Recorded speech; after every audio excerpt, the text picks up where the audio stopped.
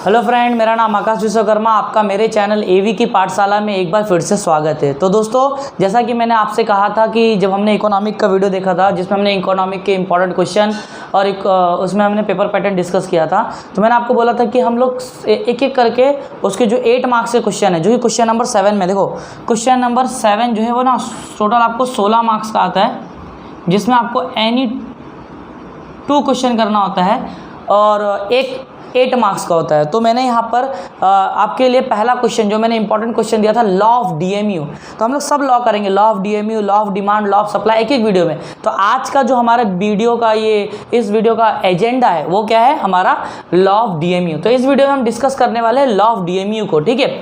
और मैंने ना इसको अपने एकदम ईजी लैंग्वेज में मैंने तैयार किया हूँ, तो आप इसको ही लिख के अब नोट करके आप इसे भी बोर्ड में प्रेफरेंस कर सकते हैं और ऐसे पढ़ सकते हैं अगर आपको अच्छा लगा तो, ठीक है। तो देखते हैं, और ये बहुत इजी तरीके से लिखा हुआ है तो आपको बहुत ज़्यादा समझ में आएगा। तो चलिए देखते हैं। तो देखो, law of DMU with assumption and exemption, मैंने यहाँ दोनों कवर किया है, अजम्पशन भी एग्जम्पशन भी, लेकिन तुम्हें बोर्ड में या तो अजम्पशन आएगा या तो एग्जम्पशन आएगा। तो ठीक है, हम लोग देखते हैं पहला इंट्रोडक्शन, ठीक है। देखो इस पे मार्क्स कैसा होता है, इस पे स्टेप वाइज मार्क्स होता है। जैसे आपको ये इंट्रोडक्शन आपने लिखा तो 1 मार्क्स, फिर आपने ये स्टेटमेंट ऑफ लॉ कंप्लीट किया तो ये 1 मार्क्स हो गया आपका, ठीक है। फिर 1 मार्क्स शेड्यूल पे, 1 मार्क्स डायग्राम पे, टोटल हो गया 4 मार्क्स। 1 मार्क्स इसके एक्सप्लेनेशन पे हो गया 5 मार्क्स, और बाकी 3 मार्क्स जो बचे वो या तो अजम्पशन पे मिलेंगे, जो आपको अजम्पशन आएगा, या तो एग्जम्पशन। अगर दोनों आया यानी तो 1.5 मार्क्स का अजम्पशन, 1.5 मार्क्स का एग्जम्पशन। अब बोलो कि 3 मार्क्स के लिए कितना लिखना है, आपको मैक्सिमम 6 पॉइंट लिखना है, मिनिमम 4 या 5 आप लिख सकते हैं। तो चलिए हम लोग देखते हैं लॉ ऑफ डीएमयू को, ठीक है। तो सबसे पहला इसका इंट्रोडक्शन। देखो आपको कैसे प्रेजेंट करना है बोर्ड में, आपको जैसा बोर्ड पे दिखाई दे रहा है ऐसा ही प्रेजेंटेशन करना है, इससे आपको बहुत अच्छा मार्क्स मिलेगा, ठीक है। तो देखो पहला आप इंट्रोडक्शन लिखोगे, बी स्टेटमेंट ऑफ लॉ यानी डेफिनेशन भी आप कह सकते हो, फिर b law of DMU explain with the help of following schedule and diagram. आप ऐसा साथ में नहीं बनाओगे, बोर्ड छोटा है इसके से मैंने एक साथ बनाया। आप क्या करोगे, इसको पहला शेड्यूल बनाओगे, फिर उसके नीचे ग्राफ, फिर इस शेड्यूल और ग्राफ को हमने यहाँ एक्सप्लेन किया है, उसके बाद अजम्पशन और उसके बाद एग्जम्पशन। देखो हमने कितना अच्छा सा इसका सिस्टम बनाया कि देखो बोर्ड में अगर आप इजी ऐसा एकदम फॉलो करते हो तो टीचर को भी आसान होता है आपका पेपर चेक करना हो, तो वो भी खुश रहते हैं, तो आपको अच्छा मार्क्स मिलता है। तो हम लोग देख लेते हैं, आइए लॉ ऑफ डीएमयू। तो डीएमयू क्या है, पहले तो डीएमयू का फुल फॉर्म क्या है। तो डीएमयू जो है ना, ये इसका फुल फॉर्म है, ये हमारा है डीएमयू, डिमिनिशिंग मार्जिनल यूटिलिटी, ठीक है। तो अभी हम लोग करते हैं इसका डीएमयू का इंट्रोडक्शन। सबसे पहले देख लेते हैं इंट्रोडक्शन क्या है। It is first proposed by mister Gossen. देखो ध्यान सुनो, the introduction, it is first proposed by mister Gossen, so this law is known as a Gossen first law. इस लॉ को पहली बार जिसने खोजा था, जिस बंदे ने खोजा था, उनका नाम mister Gossen. However, it was further explained in detail by professor Alfred Marshall. और इसको आगे चल के एकदम डिटेल में, पूरी तरीके से एकदम डीप में जाकर जिन्होंने इसको पता लगाया वो कौन थे, प्रोफेसर अल्फ्रेड मार्शल। और उन्होंने जब इसको खोजा तो इन्होंने कहीं ना कहीं तो इसको नोट किया होगा किसी बुक में, तो उन्होंने इसको लिखा in his book principle of economic, publish in 1819। देखो मिस्टर गॉसेन का फर्स्ट लॉ, डीएमयू को मिस्टर गॉसेन का फर्स्ट लॉ कहते हैं, लेकिन इसे जो है पूरा डीप में जिन्होंने स्टडी किया फिर इसके बारे में बताया वो प्रोफेसर अल्फ्रेड मार्शल।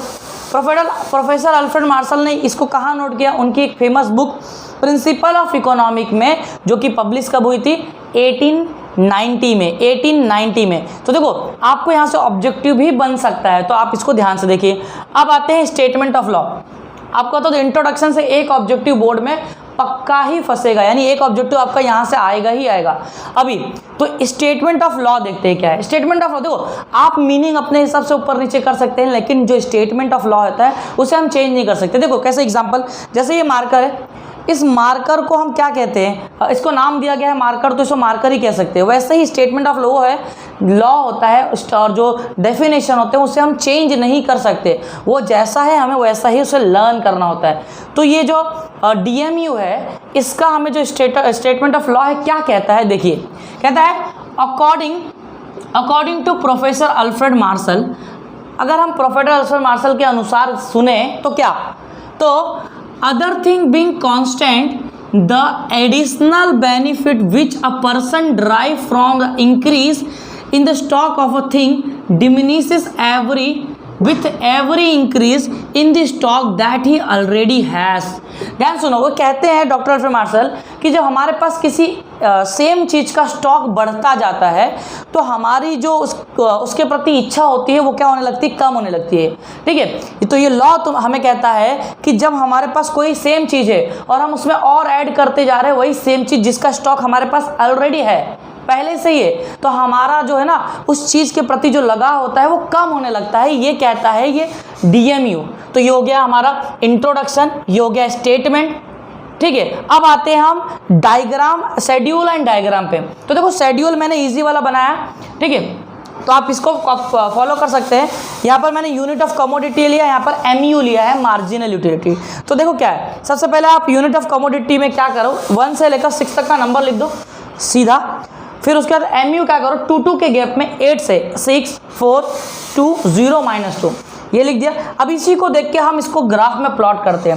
ये देखो, इसको x एक्स पे प्लॉट करना है, इसको y एक्स पे। तो हमारा ये x एक्स है, ये y एक्स। देखो y MU, x पे यूनिट ऑफ कमोडिटी, तो x पे यूनिट ऑफ कमोडिटी। तो चलिए हम इसको ग्राफ बना के दिखाता हूँ।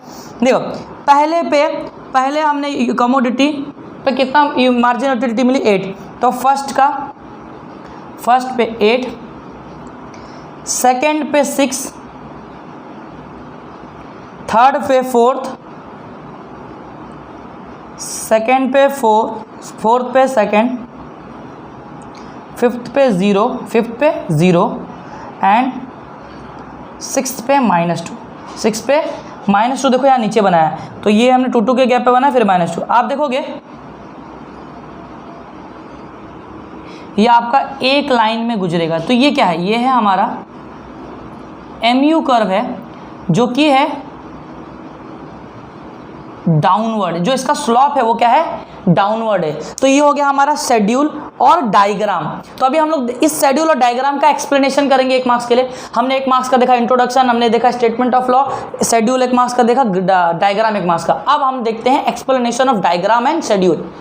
देखो अपने अगर ये शेड्यूल डायग्राम बना लिया तो आपको जो डायग्राम है ना वो सेल्फ एक्सप्लेनेशन होता है। आपको पता है कि अगर बोर्ड में आप वो क्वेश्चन ज़्यादा अटेम्प्ट करो जिसमें डायग्राम रहते हैं तो उसे लर्न करना बहुत इजी होता है, क्योंकि जो डायग्राम है वो हमारा आंसर उसमें से तो मिल जाता है हमको। तो देखो explanation of diagram and schedule हमें दिया है। पहला, इन दी अबोव डायग्राम, ये जो हमें डायग्राम दिया गया है, x axis, in the above diagram x axis represent unit of commodity. ये देखो हमें क्या करता है, in the above diagram x axis हमें क्या रिप्रेजेंट करता है, unit of commodity. Y axis represent MU, y axis represent, ये वाई एक्स है, ये हमें क्या प्रेजेंट कर रहा है, MU curve slope downward from left to right. ये देखो हमने बोला ये डाउनवर्ड है लेफ्ट टू राइट, डाउनवर्ड है left to right. In this case when consumer consume 5th unit MU become 0। ये देखो आपने शेड्यूल में देखा, जब कंज्यूमर 5th यूनिट कंज्यूम कर रहा है तो उसका जो MU हो गया वो क्या हो रहा है, 0 हो रहा है। ये देखो ये जो मैंने यहाँ पर एक्सप्लेनेशन दिया हूँ वो बहुत सिंपल सा इसी में से दिया हूँ, ठीक है। तो आप इसको ध्यान एज इट इज़ अपने बुक में नोट कर सकते हैं ताकि आपको क्या हो, पेपर में इजी हो। बहुत इजी वे में लिखा है। अब हम लोग बात करते हैं कि assumption of law of DMU। Assumption of law of DMU का अजम्पशन क्या। देखो अजम्पशन अगर मैं बोलूँ तो ऐसा मान के चलो कि जो लॉ के हिसाब से जो यहाँ पर है, लॉ कहता है कि जब हम कोई भी चीज़ लेते हैं, एक ही चीज़ का स्टॉक हमारे पास बढ़ जाता है तो हमारा उसके प्रति जो लगाव है वो कम होता है। उसी जो अजम्पशन है वो लॉ को फॉलो करता है, बट एक्सेप्शन जो है ये लॉ को फॉलो नहीं करता है। कैसे, जैसे होमोजीनिटी क्या, देखो इसका मैंने यहाँ पर आंसर नहीं लिखा हूँ, ठीक है, आप लेकिन आपको सिर्फ पॉइंट नहीं लिखने हैं। मैंने अजम्पशन में homogeneity, single use, cardinal measurement, rationality और कंटिन्यूटी, ये 5 पॉइंट उठाया। मैंने इसके अंदर के नहीं लिखा, आपको पॉइंट ही नहीं, अंदर के जो पॉइंट है उसे भी लिखना है, ठीक है। तो यहाँ पर मेरे पास जगह कम थी, मैं फिर भी आपको बताता हूँ कि इजी तरीका कैसे आप लिखोगे।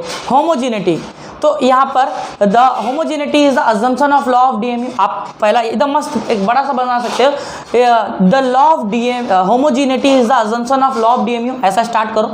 उसके बाद क्यों होमोजेनिटी का मतलब same size, colour, design, shape, यानी same size, colour, design etcetera, जो shape, size, colour, design same होता है वो। और ये अजम्पशन है इसीलिए क्योंकि लॉ कहता है कि जो चीज़ हमारे पास होती है स्टॉक, अगर उसका स्टॉक बढ़ता है तो हमारा जो उसके प्रति लगाव हो कम होता है। लेकिन यहाँ तो क्या हो रहा है, हम same size, same colour, same design इस्तेमाल कर रहे हैं। सिंगल यूज, यानी कि सिंगल यूज ही करना है हमें, तो ये अजम्पशन लॉ ऑफ डीएमयू का कार्डिनल मेजरमेंट। देखो अगर मेरे को कोई इच्छा है तो मैं उसको मेजर, देखो हम लोग मेजर नहीं कर सकते, जैसे मुझे अगर भूख लगी है तो कितना भूख लगी है हम उसे मेजर नहीं कर सकते, ठीक है। वैसे ही कार्डिनल मेजरमेंट है जो हम उसे बता नहीं सकते कि मुझे कितनी भूख लगी है, वो सिर्फ फील किया जा सकता है। रैशनैलिटी, कंटिन्यूटी, लगातार कंटिन्यूटी, मैं आपको ये 6 एप्पल देता हूँ, same colour, same design, same वजन के, आप खाते जाइए तो आप क्या हो जाएंगे, एक टाइम आएगा कि जो आपका यो यूटिलिटी है वो क्या होगा, डिक्रीज होने लगेगा। क्या होने लगेगा, आपका डिक्रीज होने लगेगा। तो ये देखो आप यहाँ भी समझ सकते हो, जैसे कि मैं यूटिलिटी जो है आपका सेकेंड चैप्टर जो है उसमें टाइप्स ऑफ यूटिलिटी है और आपका फीचर ऑफ यूटिलिटी है। आपने उसमें पढ़ा है कि यूटिलिटी का मतलब होता है किसी चीज़ के प्रति जो हमारी इच्छा होती है, ठीक है। लेकिन आपने उसमें देखा है कि जिसे हमारी ये जो यूटिलिटी होती है वो अगर हम लोग कोई सेम चीज़ बराबर कंज्यूम करें बार बार, तो एक पॉइंट आता है जहाँ पर हमारी जो इच्छा है पूरी तरीके से क्या हो जाती है, कम हो जाती है। तो इसीलिए homogeneity, single use, cardinal measurement, rationality, continuity, ये हमारा हो गया अजम्पशन का पॉइंट। अभी हम देखते हैं एग्जप्शन ऑफ लॉ ऑफ डीएमयू। तो देखो एग्जप्शन मतलब लॉ कहता है कि हमारे पास कोई चीज़ है तो उस अगर हम उसी का स्टॉक बार बार करते हैं तो हमारा जो उसके प्रति लगाव है वो कम होता है। लेकिन देखो ये एग्जप्शन है, यहाँ पर जो चीज़ है ना ये अगर हमारे पास है तो हमें और चाहिए होता है। जैसे हॉबी, किसी की हॉबी होती है स्टैम्प कलेक्ट करने की, किसी की हॉबी होती है चॉकलेट के रैपर, किसी की हॉबी होती है पुराने जो सिक्के होते हैं उसको कलेक्ट करने की। तो उनकी इच्छा है, उनकी हॉबी कम होती है क्या, नहीं, उनको जितना मिलता है उतना ज़्यादा उनको प्रोत्साहन मिलता है और करने का, तो हॉबी। माइजर जो कंजूस होते हैं, माइजर जो कंजूस होते हैं, देखो जो कंजूस होते हैं वो लोग क्या करते हैं, वो लोग जितना हो सके उतना बचाएंगे, उनको मतलब बचाते इतना बचाते हैं वो लोग कि हर चीज़ में कंजूसी करते हैं। तो क्या वो लोग कंजूसी कम कर देते हैं, नहीं, उन लोग उल्टा ज़्यादा कंजूसी करते हैं। तो ये मतलब ये हो गया ड्रंकर, यानी जो ड्रिंक करते हैं, जो लीकर ड्रिंक करते हैं, तो जो लीकर जो कंज्यूम करते हैं जो कंज्यूमर, वो लोग देखो उनको जब एक पैक उन्होंने पिया, उनको यूटिलिटी मिली, वो लोग क्या कम कर देंगे, उनको बार बार अगर उनके पास स्टॉक रहेगा, नहीं, उल्टा वो लोग और बढ़ाते जाते हैं। इसीलिए तो ये एग्जप्शन इसीलिए है लॉ ऑफ डीएमयू का, क्योंकि लॉ ऑफ डीएमयू कहता है कि जो हमारे पास स्टॉक है और उसी में हम और इंक्रीज करते जाए सेम चीज़ें, तो हमारी जो इच्छा है वो कम होती है। लेकिन यहाँ पर जो ड्रंकर होता है ना, वो एक पैक लगाने के बाद पैक पे पैक लगाता है, क्योंकि उसकी जो इच्छा है और बढ़ती है। और वहीं पर म्यूज़िक, जो म्यूज़िक लवर्स होते हैं, जिन्हें सॉन्ग बहुत अच्छा लगता है, वो उनके पास इतने कलेक्शन होते हैं लेकिन फिर भी वो कलेक्शन करते हैं और सॉन्ग सुनते हैं और सॉन्ग सुनते हैं। क्यों? क्योंकि जो है ये एग्जप्शन है ना, क्योंकि यहाँ जो है वो बंदा जो है उसके पास स्टॉक होने के बाद भी वो और आगे बढ़ रहा है। नेक्स्ट है मनी। देखो पैसा, ये किसको नहीं अच्छा लगता है, दुनिया में सबको अच्छा लगता है। तो ये जो पैसा है, मैं बताओ अगर इस पैसे का स्टॉक बढ़ेगा तो क्या आपका उसके प्रति लगाव कम हो जाएगा, नहीं, उल्टा और बढ़ेगा।